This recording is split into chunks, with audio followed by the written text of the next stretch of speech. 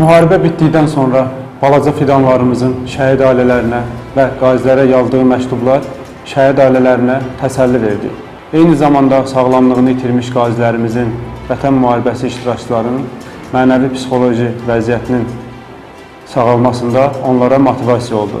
Və biz bir daha anladıq ki, Azərbaycan xalqının qəlbində, Azərbaycan xalqının ruhunda Azərbaycan əskərinə, Azərbaycan ordusuna qarşı necə bir böyük bir məhəbbət və sevgi var. Əziz müharibə iştirakçıları, biz bugün məktəbə gediriksə, sərbəst şəkildə gəziriksə, rahat nəfəs alırıqsa, bunları sizlərə, şəhidlərə, qazilərə, əskərlərə, bir sözlə müharibədə iştirak etmiş bütün igidlərimizə borcluyuq. Sizlərin sayəsində Azərbaycan xalqı torpaqlarını işğaldan azad edərək bütöv Azərbaycan dövlətini yenidən dirçəltdi.